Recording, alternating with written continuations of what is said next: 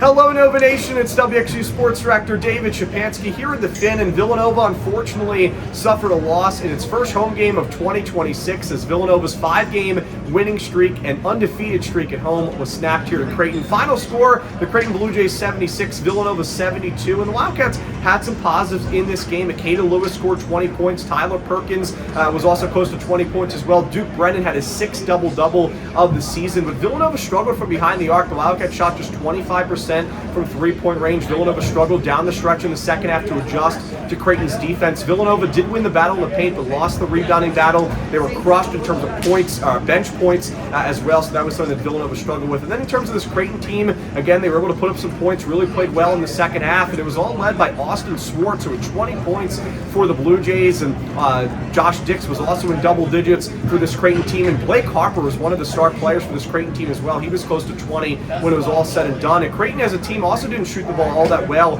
from behind the arc, but the Blue Jays shot 50% from the field and were able to make shots down the stretch when it mattered the most. So good win for Creighton, good performance for the Blue Jays as they'll head back to Omaha. But when it was all said and done, Villanova, of course, going to fall to 12-3, first non-quad one loss for Villanova this season. Here at home at the Finn, Villanova will look to bounce back against Marquette on January the 10th in Wisconsin. Coach Willard, in terms of the post-game press conference, just talked about how he wanted to see more from his defense in the second half, and really talked about Villanova's offensive struggles at the end of the first half, leading into halftime. Villanova started off this game really hot and then went cold close to halftime, and unfortunately for the Wildcats, that cold streak continued on in the second half. So that will do it for the recap. Of course, unfortunately, Villanova does fall to Creighton by a final score of 76-72. Villanova still in good position as they will take on Marquette in a game that is pretty much a must-win in Wisconsin. Thanks for tuning in to this recap video. Have a great rest of your night. Thanks for following along with our coverage, and as always, go Cats!